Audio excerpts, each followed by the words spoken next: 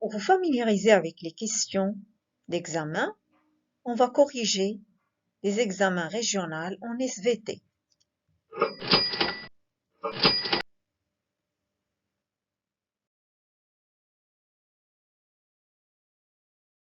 Donc, une série de corrections d'examens régionaux de la troisième année AS, SVT.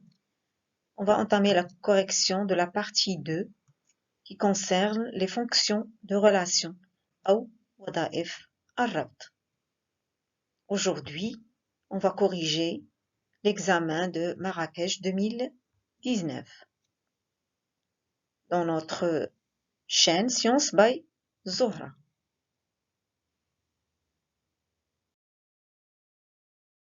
On va corriger la partie 2 qui est le raisonnement scientifique et communication écrite et graphique dans les fonctions de relation.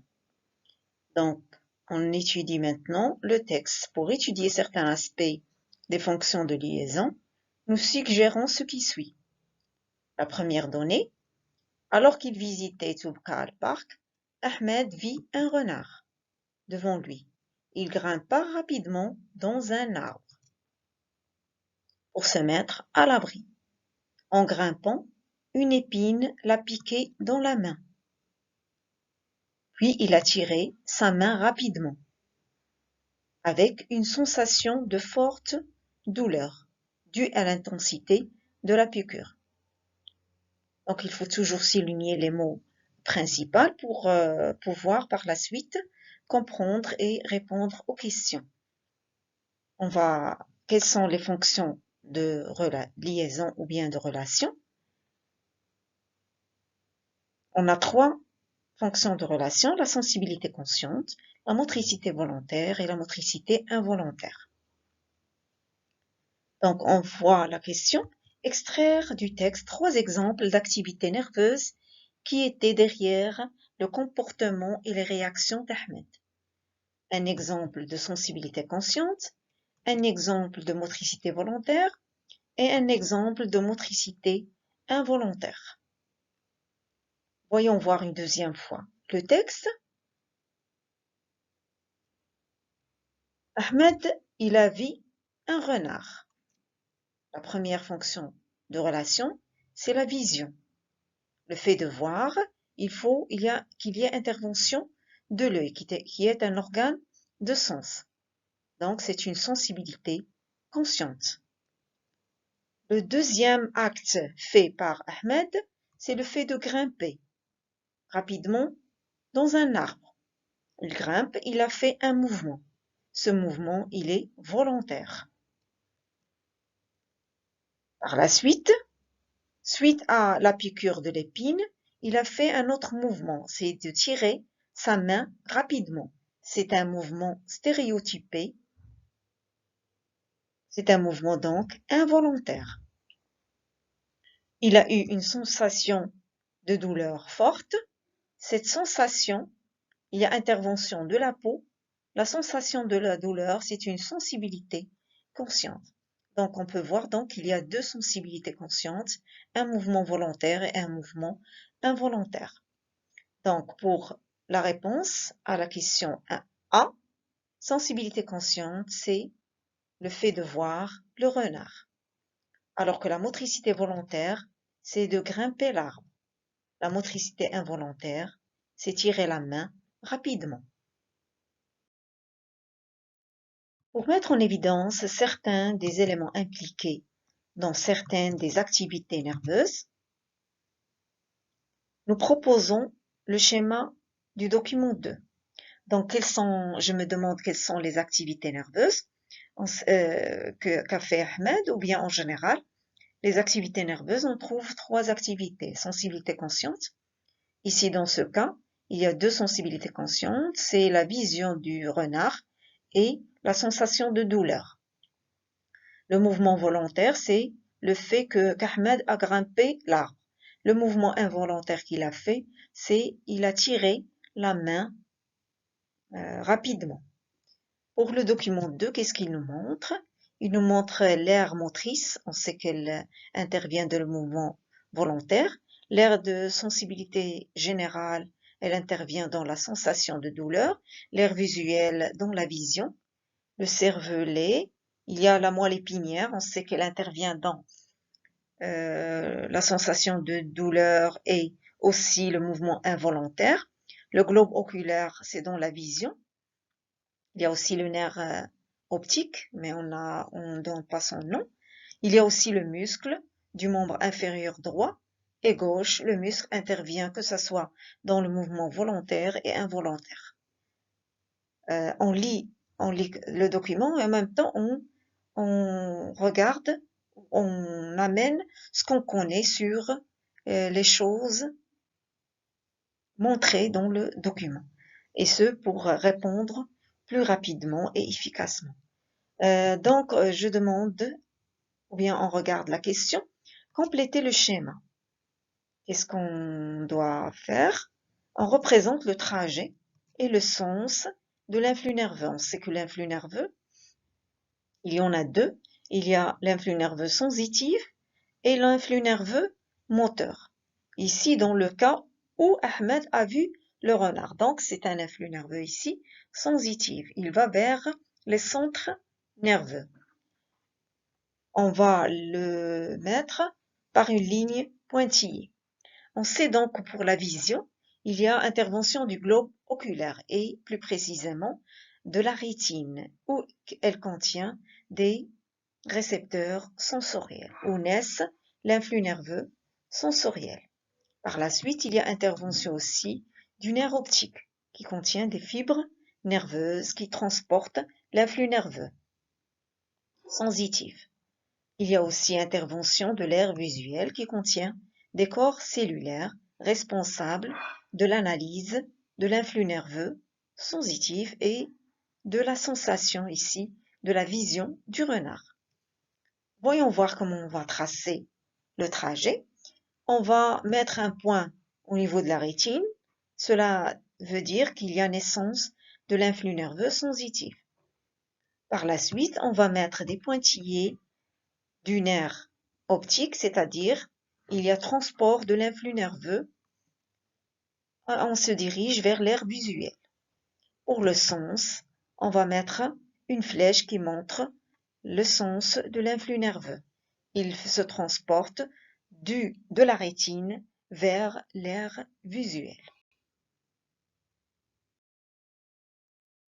La deuxième question, on va compléter le schéma, mais ici en représentant le trajet et le sens de l'influx nerveux dans le cas où Ahmed a grimpé l'arbre, en mettant une ligne continue. Le fait de grimper l'arbre, comme on a dit, c'est un mouvement volontaire. Le mouvement volontaire, il y a intervention de l'aire motrice. Ici, l'aire motrice du côté gauche. Il y a aussi intervention de la moelle épinière comme conducteur moteur grâce aux fibres nerveuses motrices qu'elle contient au niveau de la substance blanche. On sait aussi qu'il y aura intervention des fibres nerveuses qui se trouvent au niveau des nerfs, qui sont en relation directe avec les muscles. Ils ne sont pas présentés dans le schéma. Puis on doit choisir comme quatrième élément le muscle. Est-ce celui du membre inférieur droit ou bien gauche? Comme le montre le document, puisque l'aire motrice montrée c'est du côté gauche, donc le muscle va être du côté droit. Voyons maintenant voir de quel point on va faire partir l'influx nerveux. L'influx nerveux part de l'aire motrice. C'est là où il y a naissance de l'influx nerveux. Et on va tracer en ligne continue le sens de l'influx nerveux. Il va passer vers la moelle épinière. La moelle épinière va le conduire vers les nerfs et les nerfs vont le conduire vers le muscle du côté droit. Et on va montrer le sens. Il nous donne aussi le sens de l'influx nerveux. C'est un influx nerveux centrifuge, c'est-à-dire qui part du centre moteur vers l'organe effecteur, ici le muscle droit. La deuxième donnée, après que le renard soit parti et quand Ahmed a essayé de descendre du haut de l'arbre, il est tombé au sol. Il a eu une paralysie de son membre inférieur droit. Pour déterminer la cause de la paralysie, Ahmed a effectué 3 tests médicaux. Le premier test, le médecin a soumis les muscles du membre inférieur droit d'Ahmed à des excitations électriques. Il a observé une contraction normale. Puisqu'il y a eu contraction, on peut dire que les muscles ne sont pas endommagés. Les muscles sont constitués de fibres musculaires, donc ils sont intacts. Indiquez le but de ce test. Donc, comme on a dit, le but de ce test, c'est de voir si les fibres musculaires sont intactes. Puisqu'il y a eu contraction, les fibres musculaires du membre inférieur droit sont intactes. Indiquez les 2 propriétés du muscle mises en évidence par ce test. On sait que les propriétés du muscle sont 3. Il y a l'élasticité, la contractibilité et l'excitabilité. Voyons voir le document. Il y a eu excitation électrique du muscle, donc, et il y a réponse du muscle par contraction. Donc les deux propriétés du muscle sont l'excitabilité, puisqu'ils ont été excités, et la deuxième, c'est la contractibilité, puisqu'il y a eu contraction après excitation.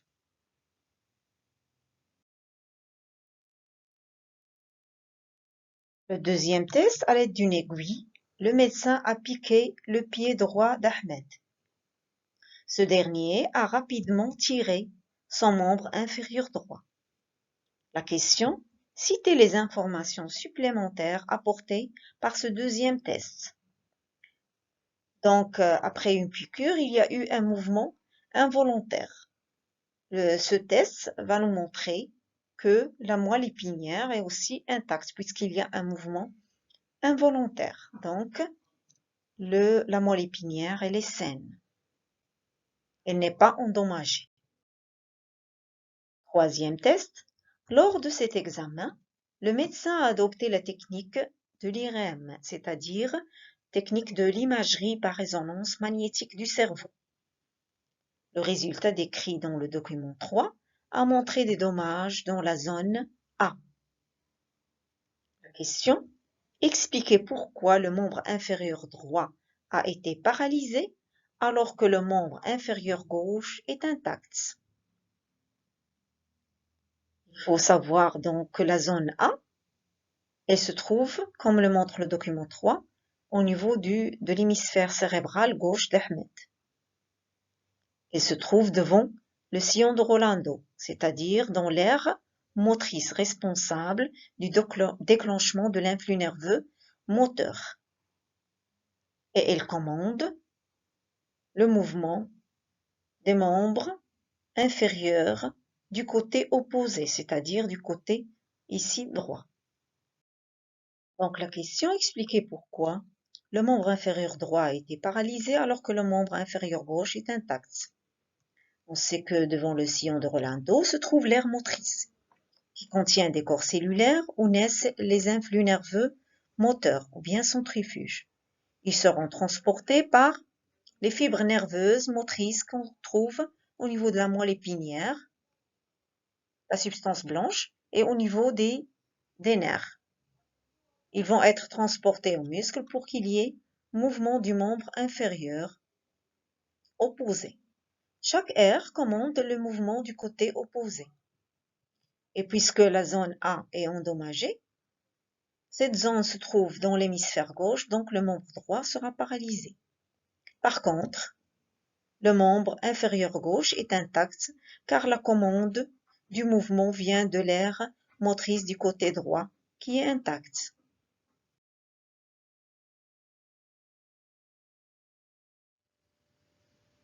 Cliquez sur abonner, j'aime si vous aimez bien sûr, et partagez notre chaîne qui est Science by Zohra.